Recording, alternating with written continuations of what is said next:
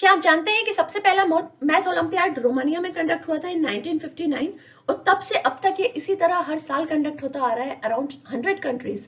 Hello everyone, this is Shalini and welcome back to my channel. और मैं वापस आ चुकी हूँ 21 इंपॉर्टेंट क्वेश्चंस लेकर फॉर 2021 एग्जामिनेशन। तो चलिए वीडियो को शुरू करते हैं।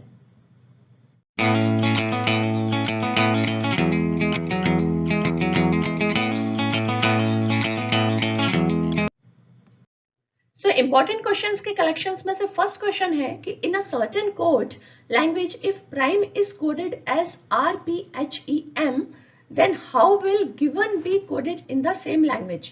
आपको जब भी इस तरह के क्वेश्चंस आते हैं रीजनिंग या नॉन रीजनिंग में, तो आपको जिस तरह से एग्जाम्पल सॉल्व करके दिखाया होता है, आपको सिमिलरली उसी तरह से आपको जो पूछा गया है उसे भी सॉल्व करना होता है। जैसे कि यहाँ पर हमें प्राइम को इन्होंने लिखा है, पहले हम लिख लेते हैं इसको।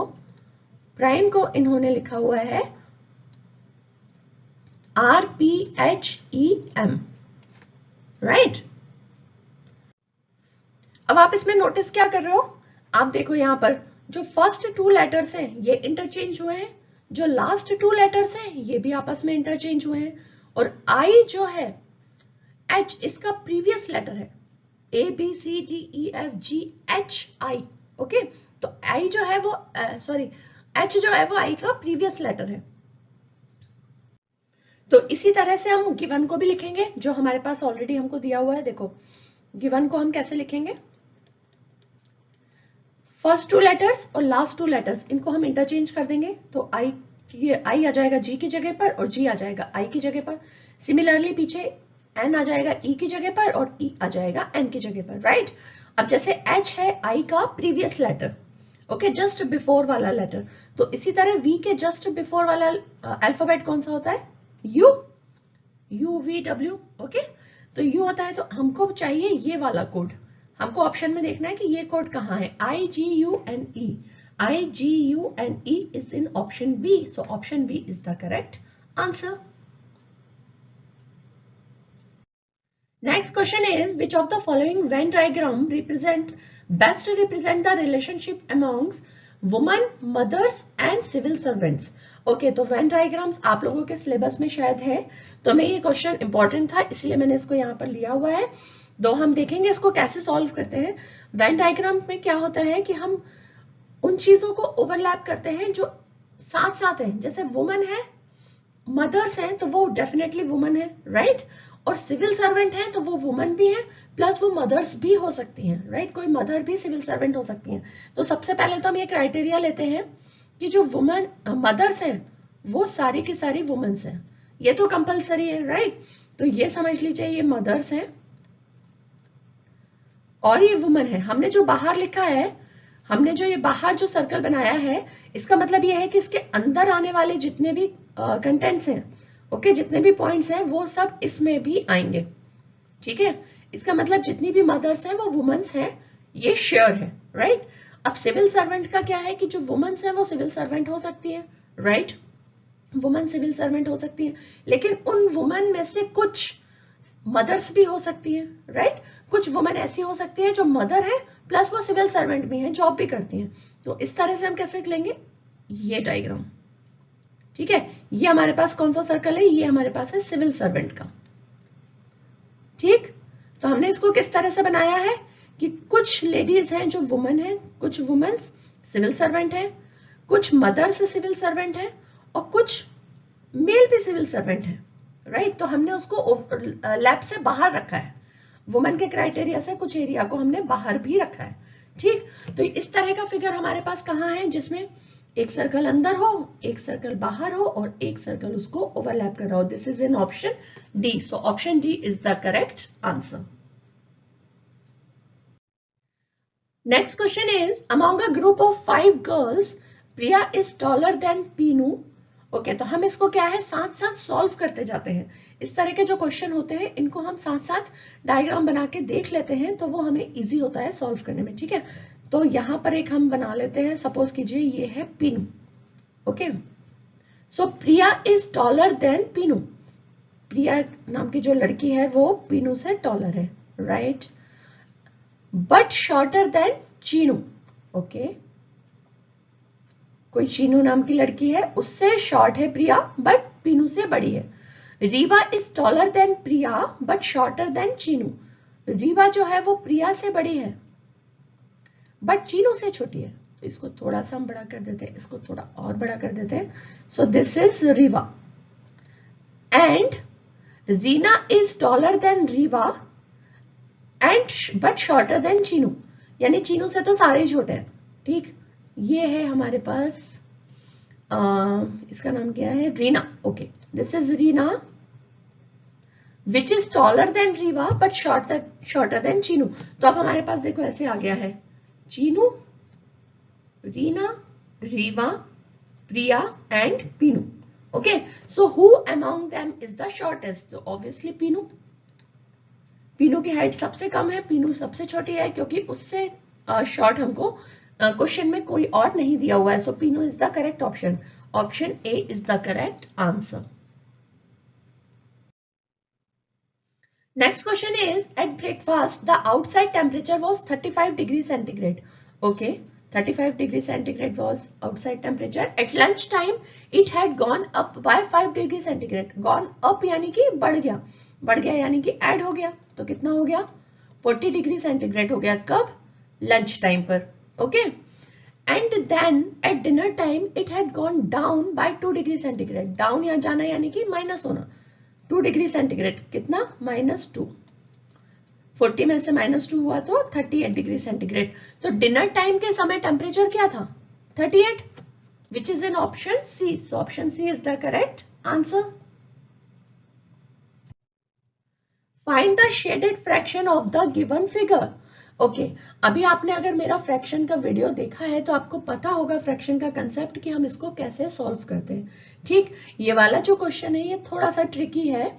इसमें जो टोटल एरिया है, जो टोटल पार्ट्स हैं, पहले तो आपको वो काउंट करने हैं।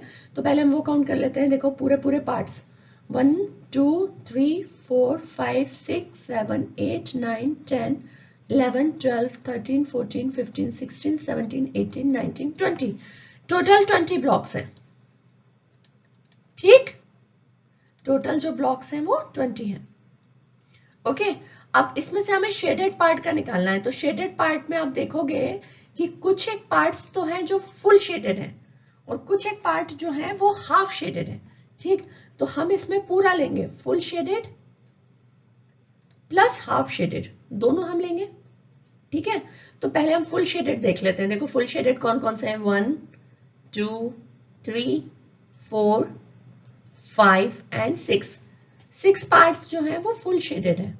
हाफ शेडेड कितने हैं, देखो हाफ को भी काउंट कर लेते हैं, 1 2 3 4 5 6 7 8 9 एंड 10 पार्ट्स जो हैं वो हाफ है। ओके, अब 10 हाफ का क्या मतलब हुआ, 10 हाफ पार्ट्स का क्या मतलब हुआ, 6 तो फुल हो गए।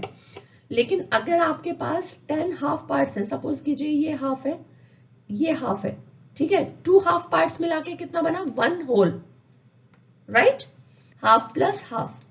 इसी तरह 10 हाफ पार्ट्स मिलाकर हमारे पास कितने बनेंगे, 5 होल, बिकॉज 10/2, हाफ हाफ करके 10 पार्ट्स हैं उसके, तो कितना होगा टोटल पार्ट्स, 5 होल पार्ट्स। यानी कि 6 फुल तो ऑलरेडी हैं प्लस 5 और आ गए, क्योंकि ये 10 हाफ मिलाकर हमारे पास हो गए 5 फुल पार्ट्स।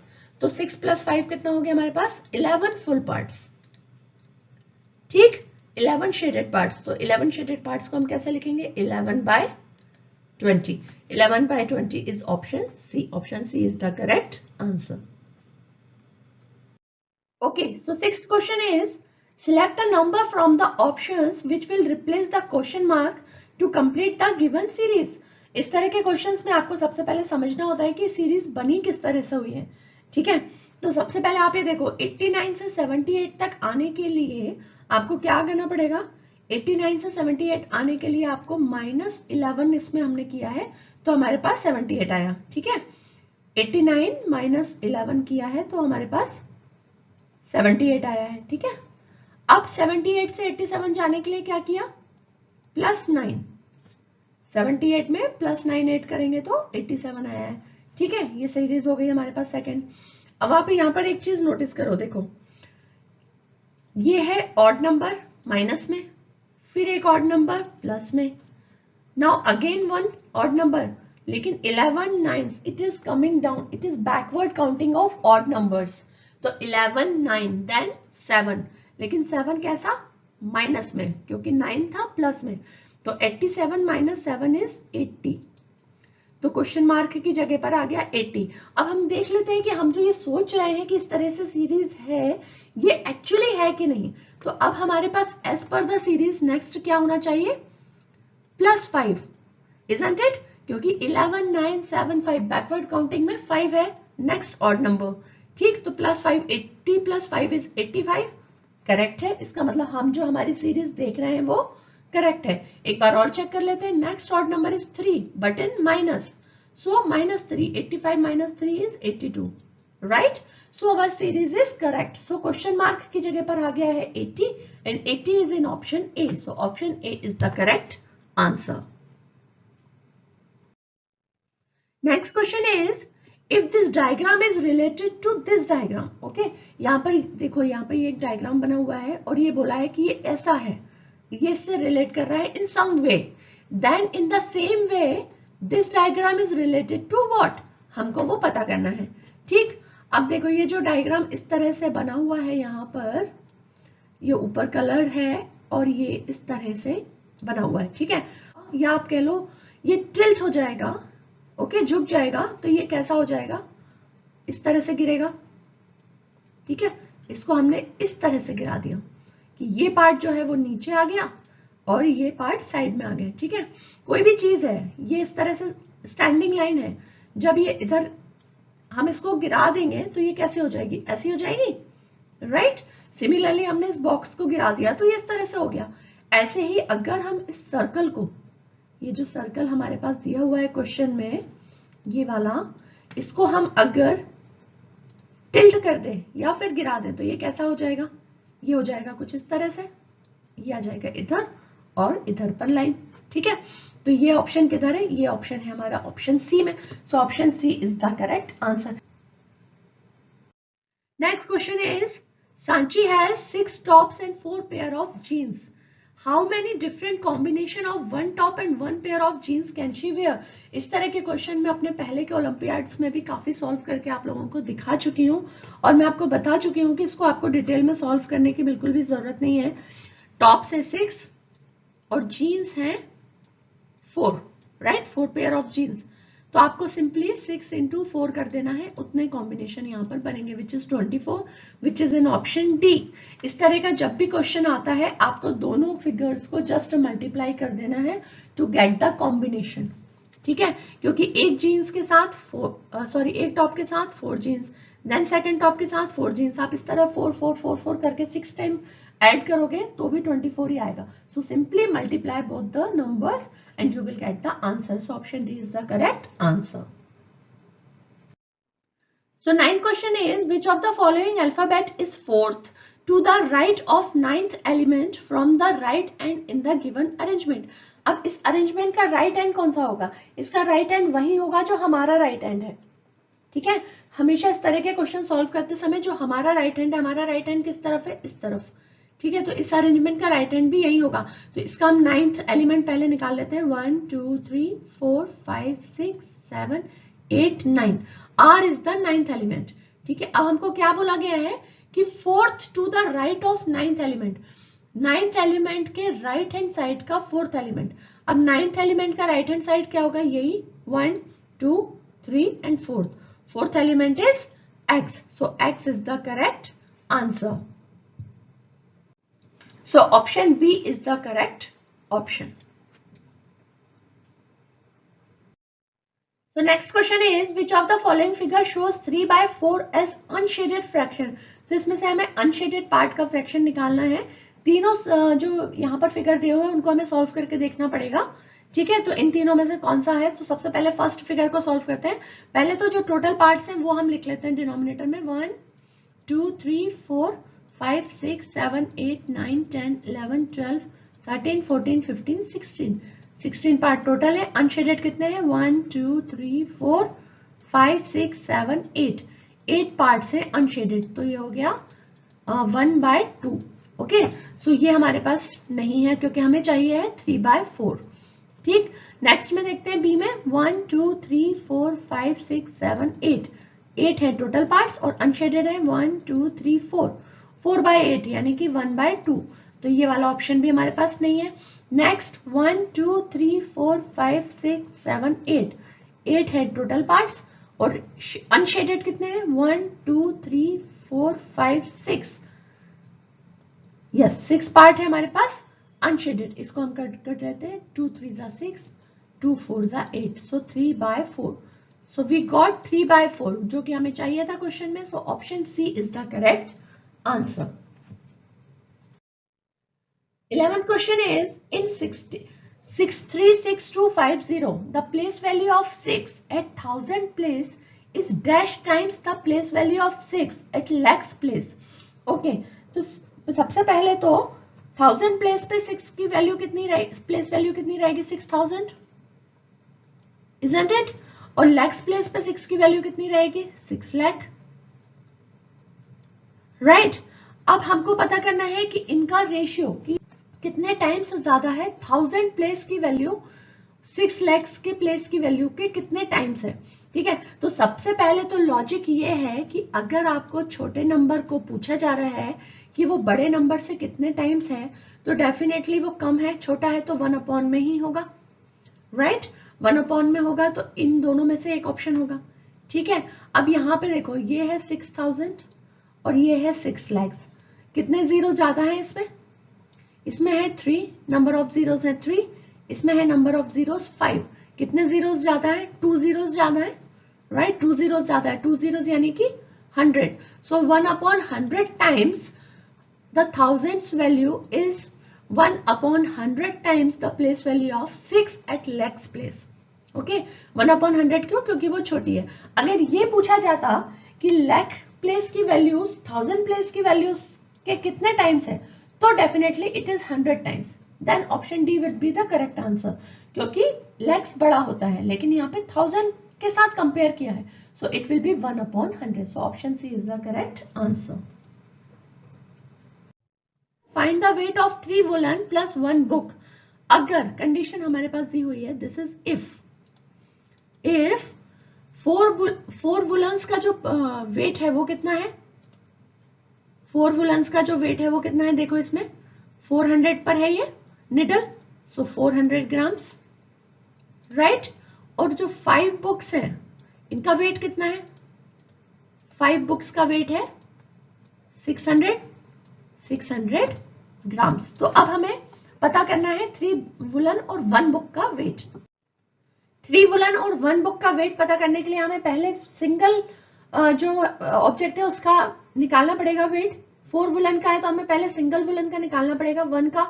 तो अगर 4 वुलन का वेट 400 ग्राम है, सो 1 वुलन का कितना होगा 400 डिवाइडेड बाय 4, ठीक है, तो ये हो जाएगा 100 grams of 1 woollen.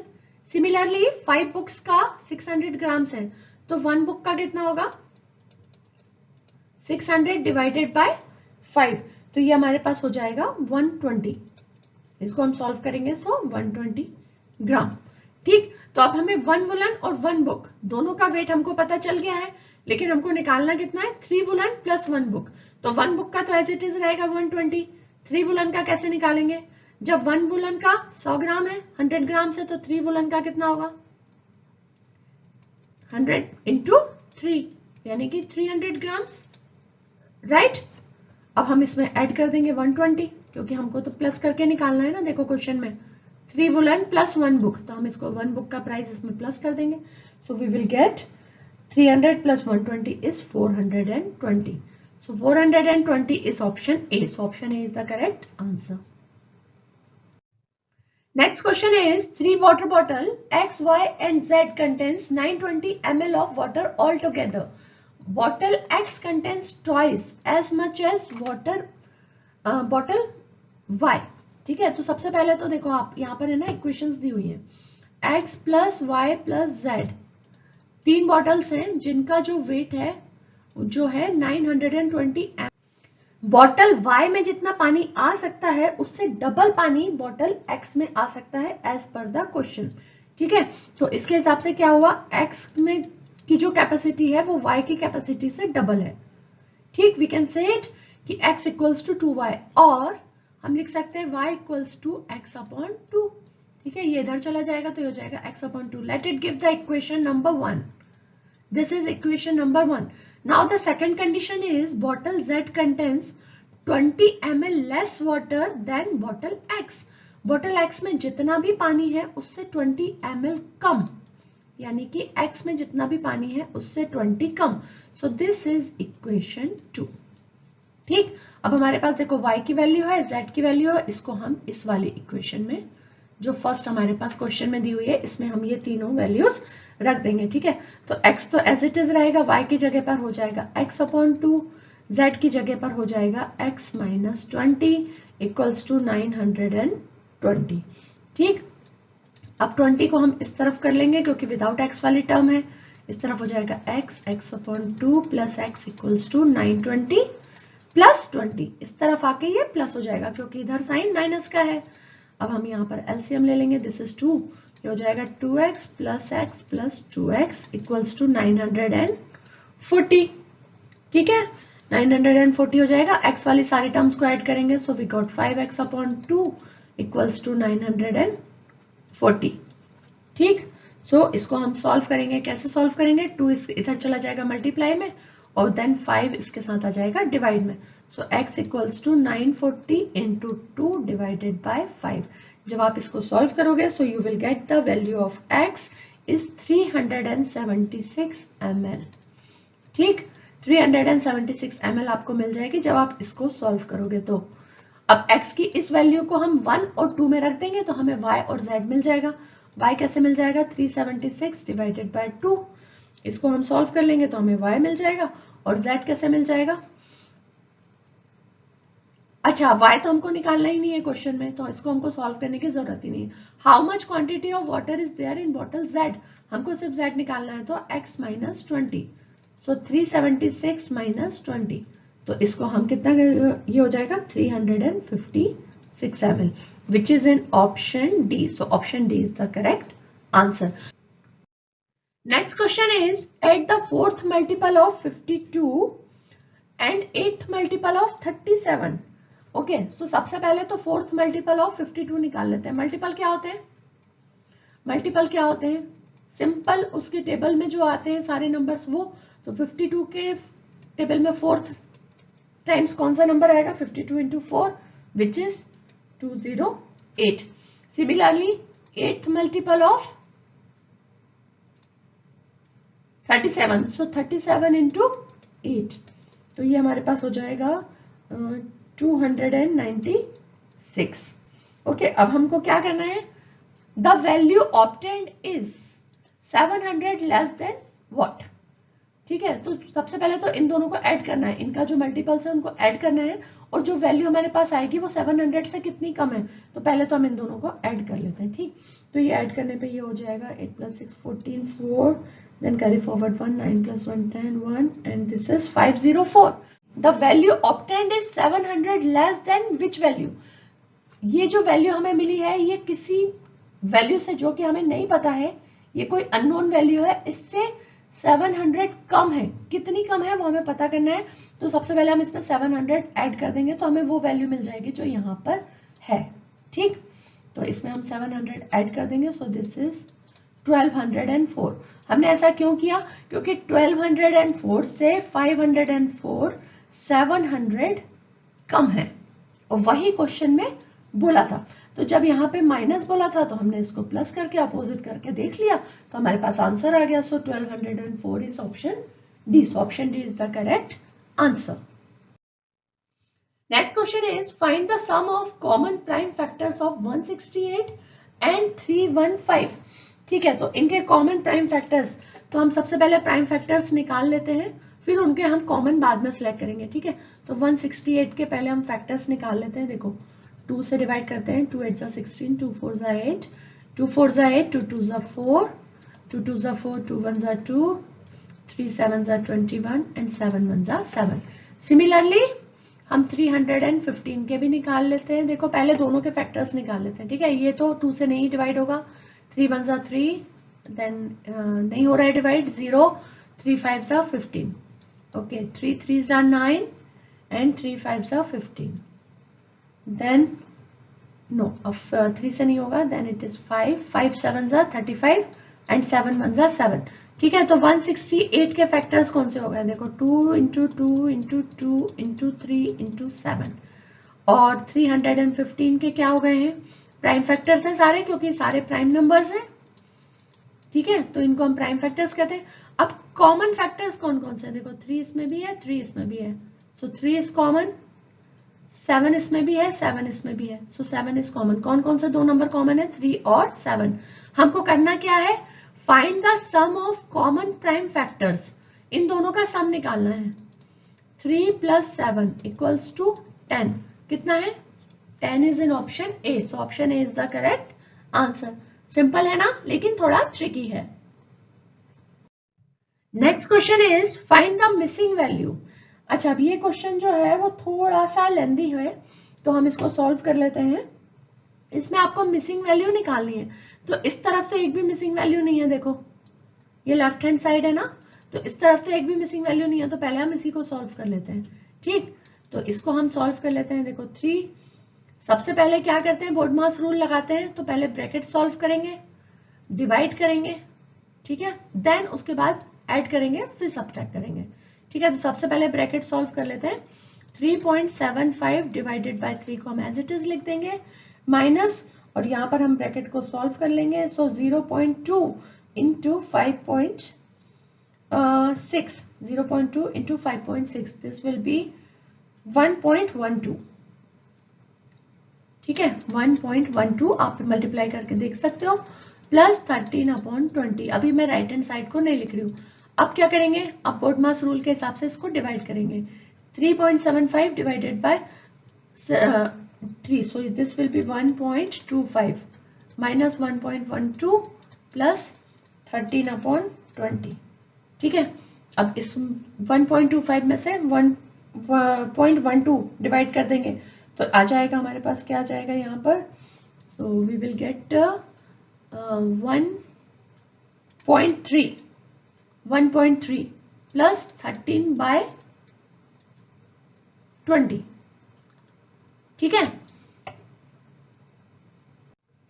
Actually it is not 1.3, it will come, इसको इरेज कर देते हैं, and it will come 0.13, yes it will come 0.13, ठीक है। तो अब देखो, अब हमें ना यहाँ पर इसका डेसिमल हटा देते हैं, 0.13 प्लस 13/20, तो इसका डेसिमल जब हम हटा देंगे तो ये हो जाएगा 13/100, ठीक है, 13/20, 13/100।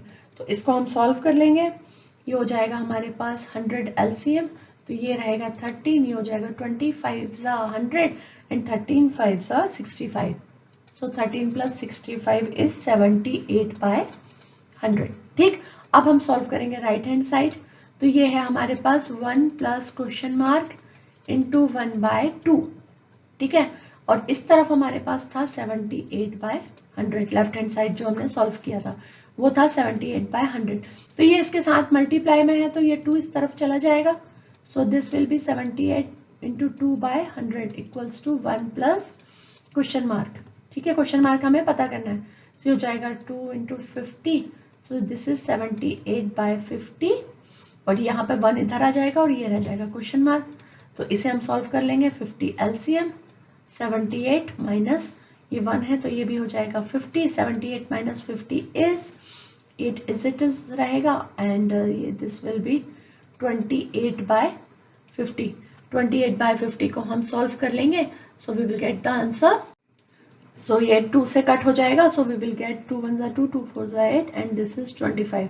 सो वी विल गेट 14/25, 14/25 को जब आप डिवाइड करके देखोगे डेसिमल में, क्योंकि यहाँ पर सारे ऑप्शंस डेसिमल में हैं, तो हमें इसको फ्रैक्शन में आंसर हमको नहीं चाहिए, हमको डेसिमल में चाहिए, तो हम इसको डिवाइड करके देखेंगे, so we will get 0.56, 0.56 which is in option A, so option A is the correct answer. Next question is, अब यहाँ पे देखो ये जो फिगर है ये कुछ फ्रैक्शन टाइप बना हुआ है, लेकिन इसका इस क्वेश्चन से कुछ लेना देना नहीं है, तो हम इसको सिंपली सर्कल और स्क्वायर ऐसे पढ़ लेते हैं, so it will be easy to understand, ठीक है।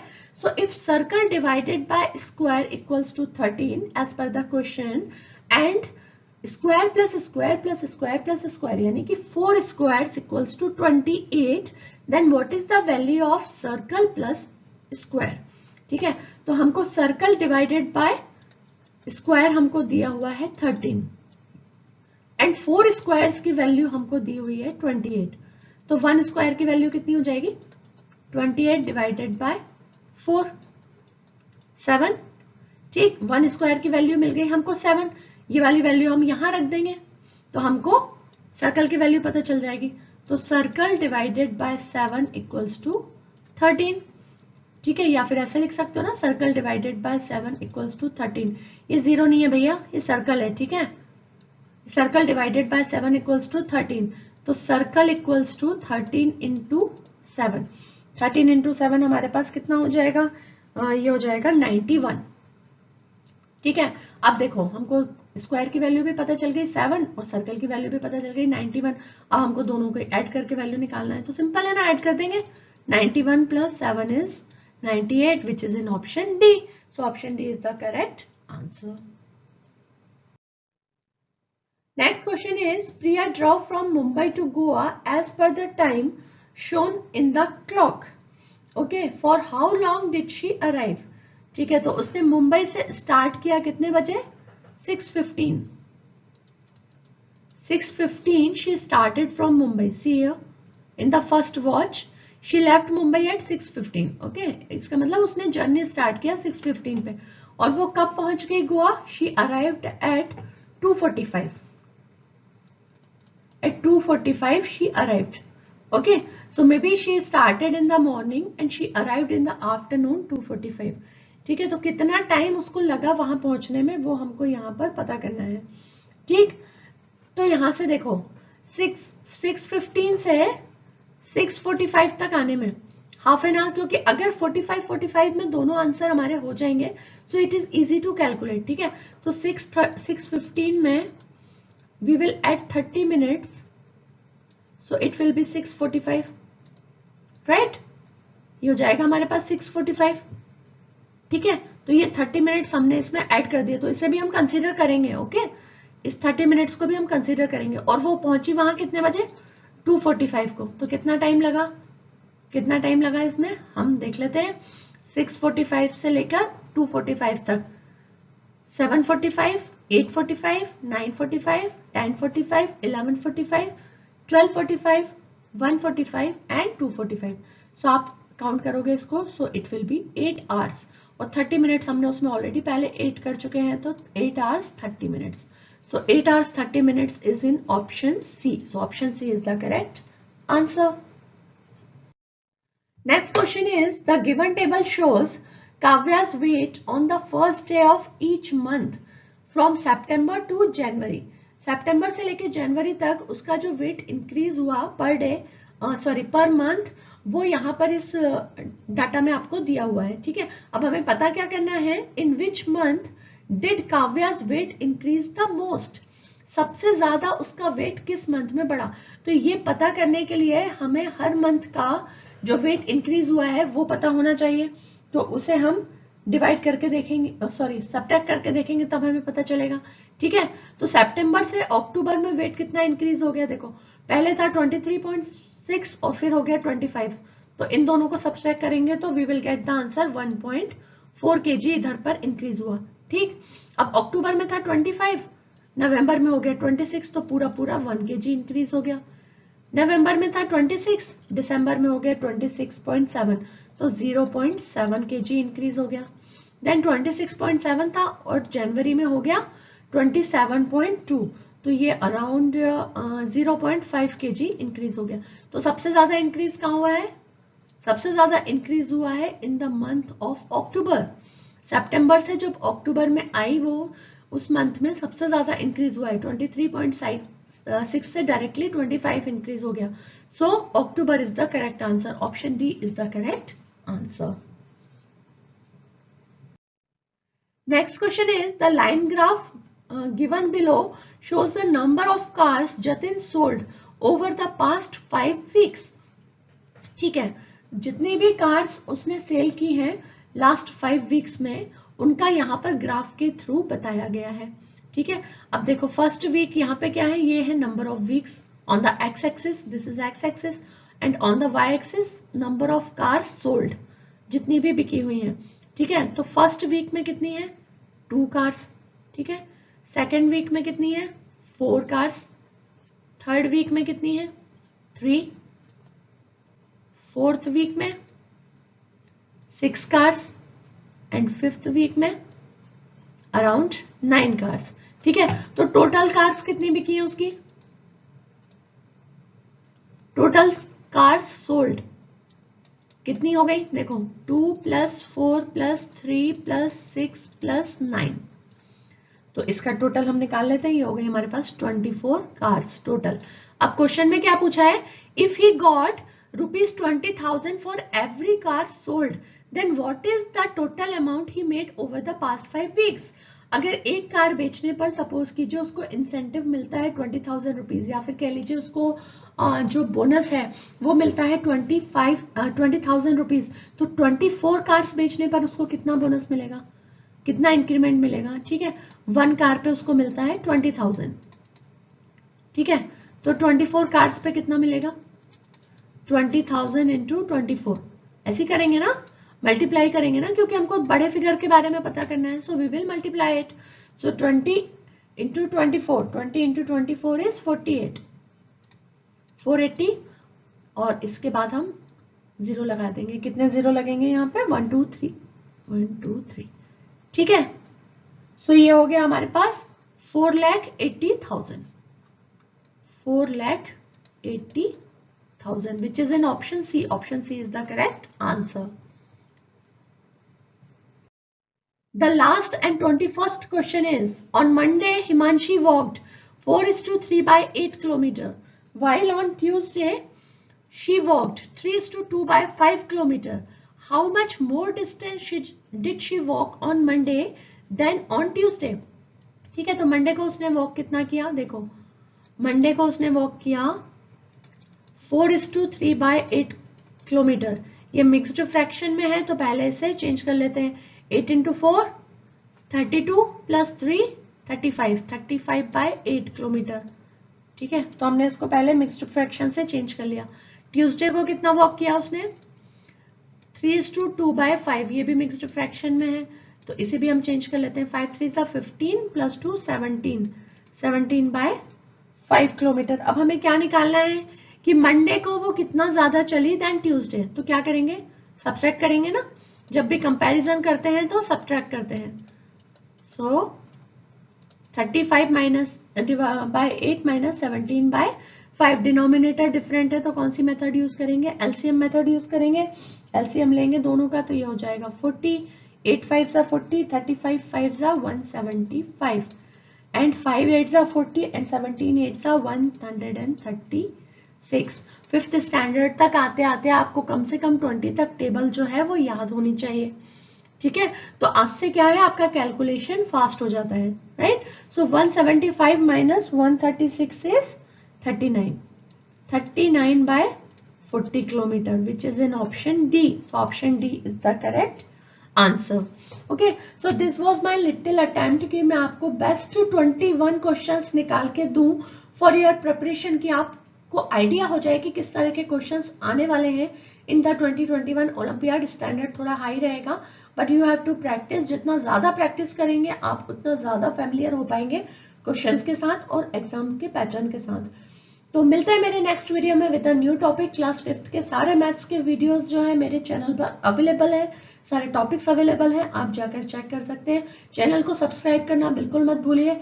For the new updates bell icon को जरूर हिट कीजिए, अपने फ्रेंड्स के साथ वीडियो को शेयर कीजिए. मिलते हैं नेक्स्ट वीडियो में. Till then take care and keep practising.